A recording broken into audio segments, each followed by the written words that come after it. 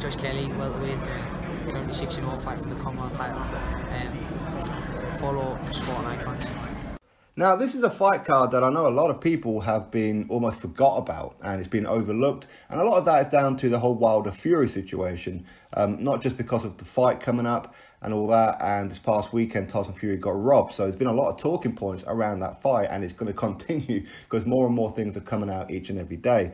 In fact, several articles and several statements and several things are just coming out about that fight. So this card here with Kell Brook has gone under the radar. So this will be a Matchroom event this Saturday in Sheffield, and he'll be taking on Michael Zerafa from Australia. So we'll get onto that fight in a minute, the main event, but I know that a lot of people are not too interested in it or emotionally invested in it because they see this as a tick-over fight for Kell Brook. But bear in mind, Zerafa's only got 2 losses. Kell Brook has got 2 losses. So we don't quite know what's going to happen, but Kell Brook is ultimately looking to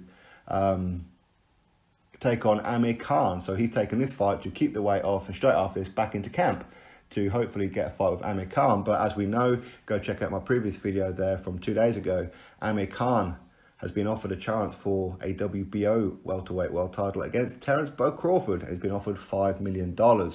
Now, he'll get more financially fighting Kell Brook, no doubt about that, but it's a world title, and Amir Khan wants that fight over Kell Brook. Had Kell Brook had known about this one, then who knows? I think that maybe he would have chose a different opponent and potentially made an assault on the world title.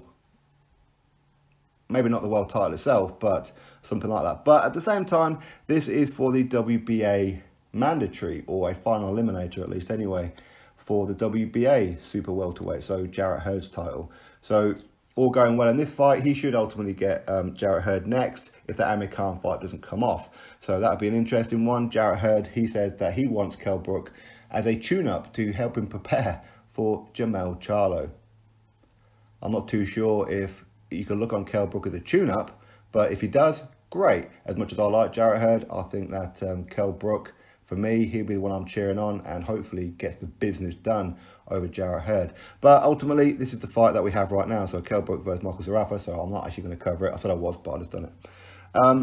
Anyway, there's a couple of good fights on this card, so we'll get cracking on that one, and I'll give you what I know about any of these fighters or the fights that I believe are interesting. Drop your thoughts below, subscribe, and all that kind of good stuff. So Shakiel Thompson will be the opening bout, and he'll be taking on Konstantin Alexandrov. Alexandrov is 8 wins, 36 losses, and 3 draws. So a journeyman, but this is Shakiel Thompson's second fight. Very good friends with Kell Brook. Kell Brook has almost put him under his wing and rates him very, very highly and believes that he could go on to achieve great things. So for those of us here in the UK, we like to keep an eye on our prospects, watch their progress, and hopefully see them at some point in a world title fight. And by the time they're in that world title fight, we kind of know a fair bit about them just to see if they're going to be good enough at this point. Either way, Shakiel Thompson, middleweight, will be taking on Konstantin Alexandrov in the opening bout. Well, I say opening bout, this is Matchroom's opening play, so they could change on the night. Another one will be Terry Harper, 4-0, and he'll be taking on, she will be taking on Farish Mahshuri. And this is for lightweight. This is a 6-rounder, 2-minute rounds, of course, for women. And she is 4-0. And Mahshuri is 6 wins and 1 loss.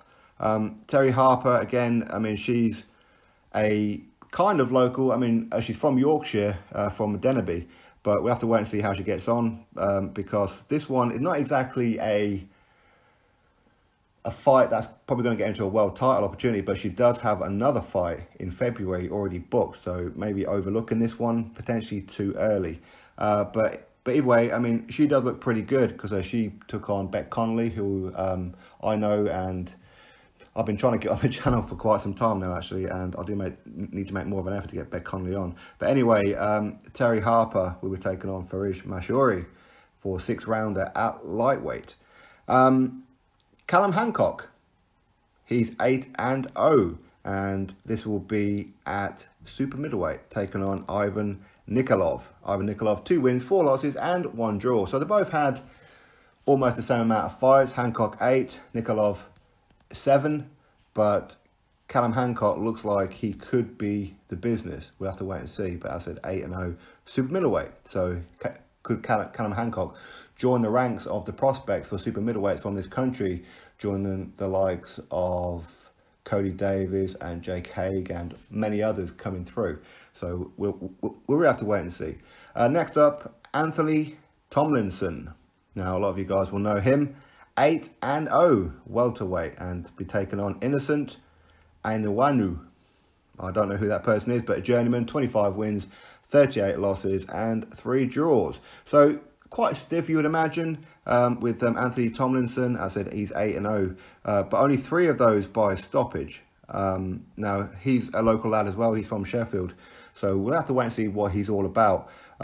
So far, not the biggest puncher in the world, but certainly one to keep an eye out on. So anyway, yeah, Anthony Tomlinson will take on Innocent Ainwanu. I think I killed that name, but oh well, it is what it is. Next up, a guy that a lot of you guys know, Qais Ashfaq, and he will be taking on Jay Carney, and this will be a 6th rounder at super bantamweight. Now, Ashfaq, he's 3-0, and his opponent is 5 wins, 3 losses, 2 draws. So you wouldn't call him a journeyman, but he's not looking great at the minute with that kind of record. But who knows? Maybe he was fed to the lions too early. We don't know, do we? But Ashfaq, for me, I believe that he could be one of the guys that we could be looking at going, oh, maybe a world champion one day. So keep your eye out for him. And we have the return of Kid Galahad, featherweight, going up against Brian Marina. Brian Marina, 10 wins, 4 losses, 1 draw. For sure, for Kid Galahad, who's 25-0, he's looking at the winner of Josh Warrington and Carl Frampton. I believe he's actually mandatory for that now, right? So this is a keep busy fight. Bearing in mind, he fought on the Boston card not so long ago. So this is a quick turnaround for him. Again, he is part of the Dominic Ingles team, Team Ingle. So it'd be good to see Kid Galahad out, getting a couple more rounds under his belt, but I would fully expect him to walk through Marina. But anyway, it'd be good to see him. Anthony Fowler is also on the card, super welterweight. So yeah, he's fighting in the same weight division as Kell Brook. Wouldn't that be an interesting fight? But ultimately, I know the fights that we'd all love to see, Anthony Fowler and Ted Cheeseman. That would be an awesome one. But where does Fitzpatrick fit into all this, and quite a few others? We'll have to wait and find out. But Anthony Fowler has yet to have an opponent announced, so we still don't know. With only a couple of days left to go, you can imagine it's going to be a journeyman, a tick-over fight, all that kind of good stuff. So we'll have to wait and see. And we have my neighbour, Josh Kelly. He'll be going up against David Avanesian. Of course, David Avanesian, he's been there, done it. He's been around the block several times. Josh Kelly, 8-0, the Commonwealth welterweight champion. And David Avanesian, 23 wins, 3 losses and 1 draw. Out of those 23 wins, he's stopped 11 opponents. Every 3 losses, he's only ever been stopped once. He's from Russia, but he resides here in the UK, in Newark, in Nottingham. So not too far for him to travel from Nottingham to Sheffield. Not too far at all. But he has been in with some pretty decent opposition. Lamont Peterson, and that was for the WBA World Welterweight title. So he has challenged for a world title before, and that was only 3 fights ago as well. So this is a massive, massive step up for Josh Kelly. It really is. He's also been in there and defeated Shane Mosley. Again, a over-the-hill Shane Mosley. Shane Mosley with 49 wins, 9 losses and a draw at that point back in mid-2016. And I mean, that's pretty much it for as far as big names go. He did lose his 2nd pro fight as well. So yeah, I think that David Avanesian is a real stiff competition, but he did lose his very last fight against a dude I've never heard of, Kavalanskas. Anyway, 18-0 that guy was at the time, and in fact since then I think that that Kavalanskas, he's I believe he's still undefeated, but there again I suppose he would be. It's only February of this year, so yeah. In fact he's 21-0 now. So he's been in with some pretty stiff competition, but Josh Kelly, for me, he's a guy who I believe will be world champion at some point. And even right now, he could give a good run for his money against the likes of Keith Thurman and Manny Pacquiao, Jeff Horn, and Terence Crawford, Errol Spence Jr. He could give a good run. I'm not saying that he's going to beat them, but he could certainly give it a good run. But ultimately, who knows what's going to happen after this one.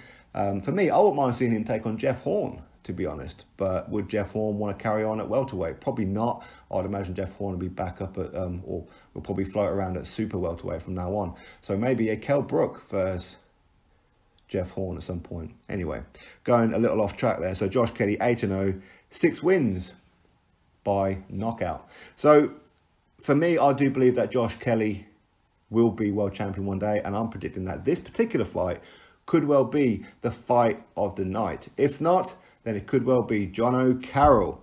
I like Jono Carroll, the crazy Irishman. I think that he's a little bit on the nut side. He's 16-0. He's like a Wolverine kind of guy. And he's going to be taking on Guillermo Fuenwa. 46 wins with only 1 defeat. So certainly a very, very tough guy for Jono Carroll. Of course, this will be at super featherweight, and this will be for the final eliminator for the IBF World Super Featherweight title. So he wins this one, he gets a crack at a world title, Jono Carroll.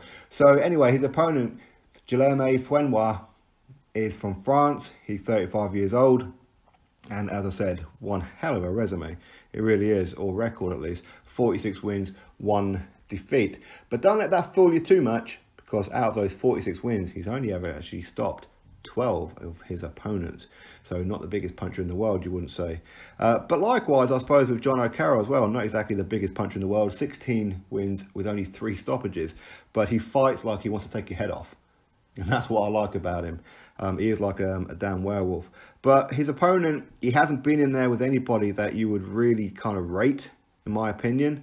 But who knows how good he really is. I mean, clearly he's got the engine to go the distance, which is going to be a bit of a problem for Jono Carroll if he's not fit and ready. But he's only 1 defeat. He did lose to a guy who was 33 wins and 1 defeat at that point. And it was for the European super featherweight title, and he lost by unanimous decision. So he hasn't been stopped. And just looking at his record, he's never actually hit the deck. But maybe Jono Carroll can actually push him to the deck. It doesn't really matter. Jono Carroll, I hope, wins this one. I like Jono Carroll a lot. I really, really rate him, and I wouldn't mind seeing him take on the likes of Tevin Farmer and that, or Tank Davis or something like that. But either way, we'll have to wait and see. And then we come to the main event, Kell Brook versus Michael Zerafa. Michael Zerafa from Australia. Yes, a lot of Australians are coming over to the UK lately to take on our guys, and each and every one of them has lost so far. Could Michael Zerafa upset the apple cart? Michael Zerafa has said Kell Brook is overlooking him, and I think he's probably right. I think he is overlooking him, and potentially for good reason.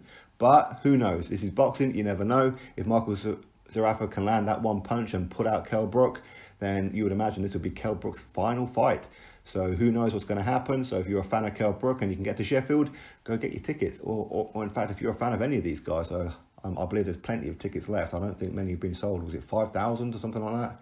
So not a lot. As I said, a lot of that has been overlooked, I think, because of the whole Tyson Fury situation this past weekend. So drop your thoughts below about this card. Click that thumbs up. Subscribe. Catch you all on the next video.